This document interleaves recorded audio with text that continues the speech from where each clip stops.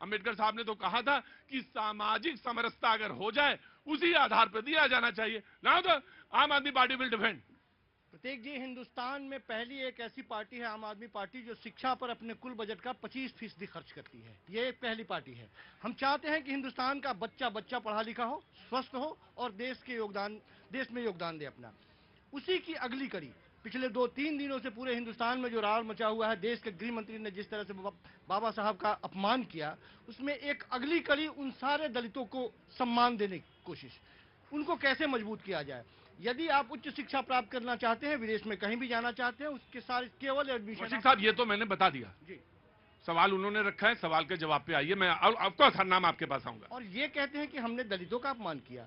गुजरात में दलितों इन्होंने सवाल पूछे हैं, जैसे आपने कहा कि इन्होंने अपमान किया है, बिल्कुल उसी पे उन्होंने पूछा है कि आपसे सवाल किया, तो सवाल पे आइए, अपमान पे। ये आप तो अपमान पे हैं, ये पूछ रहे हैं कि आप सवाल आपसे किया, वो सवाल का जवाब दिया, और इनके यहां से भी वही सवाल आपसे हुआ है।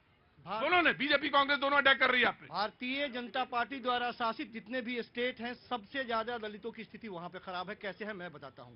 देखिए, तू इधर उधर यहां ऊपर नीचे की बात ना कर।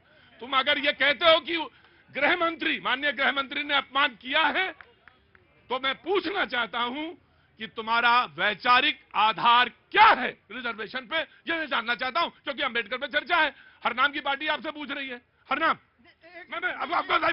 ऑफकोर्स आई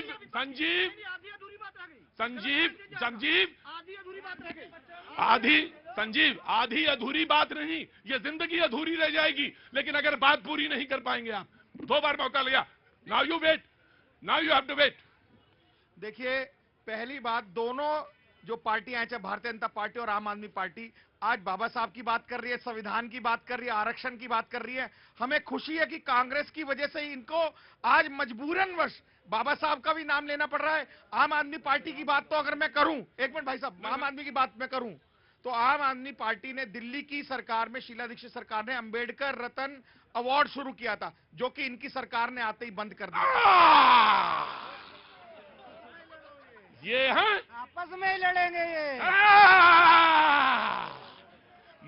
नहीं, मेरा मकसद ये है कि आपको आज सिद्ध करके दिखाना कि अंबेडकर जी का पक्का भक्त कौन है। Now Sanjeev ji will come, no BJP will wait. जिस आरक्षण के हिमायती ये बन रहे हैं, जिस समय आरक्षण लागू किया जा रहा था, पटना के चौराहे पर सारे आरएसएस वाले पुतला जला रहे थे। ये आरक्षण के विरोधी वाले लोग, और ये आज आरक्षण के सपोर्ट में खड़े हैं। मैं सिर्फ एक बात कहना चाहता हूं कि दिल की बात जो थी वो संसद में जुबान पे आ गई। हमने सम्मान किया है। आप भारतीय जनता पार्टी की बात कर रहे हैं कि ये बाबा साहब अम्बेडकर को सम्मान दे रहे हैं। ये दोनों एक ही थाली के चट्टे बट्टे हैं। संजीव जी, किसी जमाने में आप रस्सी के इस तरफ खड़े होते थे, याद है वो समय, इसी शो में? तब आप बिल्कुल सीधा सपाट जवाब देते थे। जब आप देने लगे तो फिर सेंटर में आ गए, लेकिन अब आप फिर वही घुमा फिरा रहे हैं।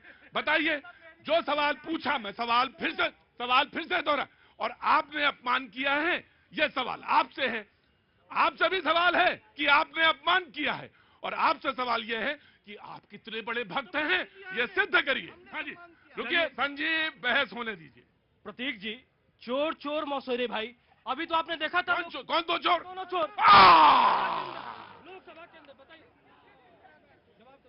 मैं बिल्कुल जवाब देंगे, बिल्कुल थोड़ा संयम भाषा में खड़े रहिए, बिल्कुल संयम से। देखिए, लोकसभा के अंदर ये एक दूसरे के साथ हाथ पकड़ के हाथ में चौलिया खेल रहे थे ना, अभी जो है एक दूसरे के जो है अलग हो गए। दूसरी बात, पहले मैं आऊंगा इन्होंने तो जो है सवाल पूछिए, जो सवाल मैं पूछ रहा हूँ। अभी तो इन्होंने मेरे सवाल का जवाब नहीं दिया। क्या सवाल था? सवाल ये था कि ये कहते थे कि आर्थिक आधार पर जो है लोगों को जो है आरक्षण दिया जाना चाहिए, जबकि बाबा साहब ने ये नहीं कहा था। बाबा साहब ने कहा था कि सामाजिक सांप्रदायिकता के आधार पर सामाजिक अस्पृश्यता, छुआछूत के भेदभाव को हटाएं, उसके आधार पर सामाजिक समरसता बने। हाँ, बनना चाहिए। हाँ। अब दूसरी बात, कांग्रेस पे आते हैं। कांग्रेस ने कहा कि हम अंबेडकर जी के बहुत बड़े हितैषी हैं। अरे एक बात बताइए, 1952 में नेहरू जी जो है, जब भीमराव अंबेडकर जी चुनाव लड़े थे मुंबई से, तो नेहरू जी जो है उनके विपक्ष में जाकर लोगों से वोट मांगे थे। 1954 में जब जो है वो भंडारा से जो है चुनाव लड़े थे, तो नेहरू जी उनके विपक्ष में जाकर वोट मांगे थे। इसके बाद मैं बता दूं, ये 43 साल तक इन्होंने सम्मान नहीं दिया। इन्होंने जो है भीमराव अंबेडकर जी को भारत रत्न नहीं दिया। विमल जी, ये पिछले 4 दिन से ये बात चल रही है। नई बात तो ये आई है कि ये ठीक चल रहा है ना डिबेट? डिबेट सही सही चल रही है? मन लग रहा है? नहीं तो बंद करके दूसरी तरफ चले जाएं। 2 मिनट लगेगा, पूछने लगे आप कहाँ से आई हैं? कहाँ से आई हैं आप? शिमला से। शिमला, क्या नाम है आपका? सुनीता कुमार। सुनीता जी, कैसे दिल्ली कैसे आना हुआ? बहुत अच्छा लगा, हम घूमने फिरने आए थे अपने बेटे के पास। कहाँ उलझ गए चक्कर में आके हैं? अच्छा, घूमने पकने आए तो रुकिए 2 मिनट, बेटे से मिलने आई थी। चलो चुनाव है, मैं कहा यहाँ पे थोड़ा सा इसका अंदाज भी देख लेते हैं। हर अंदाज देखो थोड़ा सा, और जितना मन लगे उतना ही देर रहिएगा, ज्यादा देर नहीं। संजीव, हाँ नहीं, अब नहीं, दादा हर नाम।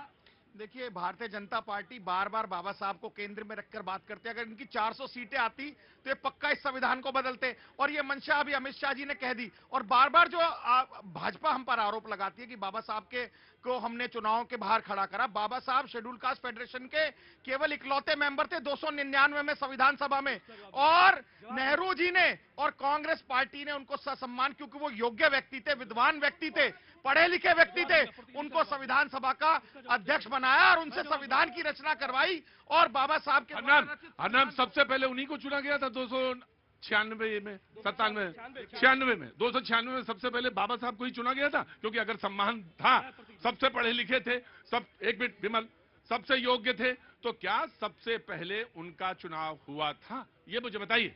देखिए, मैं बताता हूं कि इसमें शेड्यूल कास्ट फेडरेशन के कुछ लोग थे, कुछ नॉन कांग्रेस के लोग थे। इधर उधर की बात ना करो, हर नाम बात कर रहा हूं मैं। सबसे ज्यादा कांग्रेस के लोग थे जिन्होंने देश को स्वाधीनता आंदोलन से आजाद कराया। हम मान लेते हैं, हम कहते हैं कांग्रेस की वजह से आज ये दिन हम देख रहे हैं, लेकिन हम आज तो बाबा जी पे बात कर रहे हैं। तो मैं बाबा जी पे बात कर रहे हैं, तो मैं पूछना चाहता हूं 296 में सबसे पहले डॉक्टर भीमराव अंबेडकर का चुनाव हुआ था या नहीं? मैं इसका जवाब देखिए, मैं आप देंगे कैसे, जब मैं कांग्रेस से पूछ रहा हूं? सर, मैं बताता हूं, कुछ लोग इसमें लगभग 20 के करीब शेड्यूल कास्ट फेडरेशन के लोग थे, 22 या 23 लोग जो नॉन कांग्रेस के लोग थे वो इसमें थे, और तमाम लोग कांग्रेस के थे।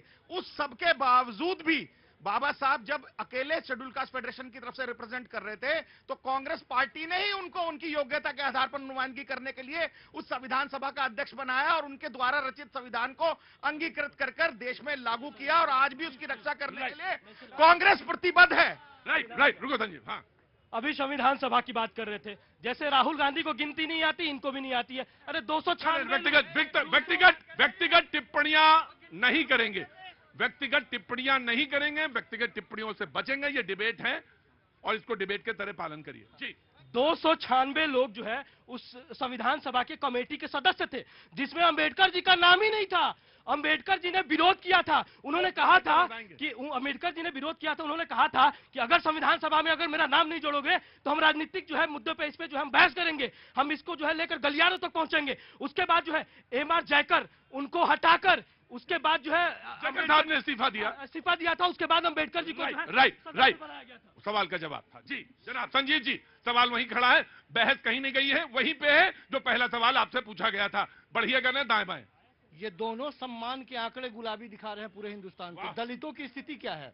हम थे सत्ता में, यही दोनों थे ना। हाँ। क्या किया इन लोगों ने? सवाल किससे पूछी जाए? हमसे पूछा जाएगा? नहीं, बिल्कुल हम जो कर रहे हैं आप तो उससे मलाई चाटो।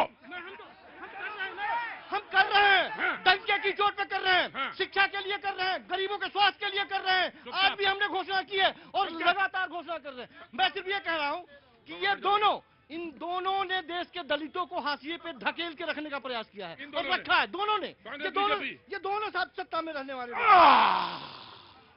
आज बहस बढ़िया है, बहस आज बड़ी उम्दा है कि कौन कहां पे कितने पानी। हरा समंदर गोपी चंदन बोल मेरी मछली, कितना पानी, कितना पानी, इतना पानी, इतना पानी, इतना पानी।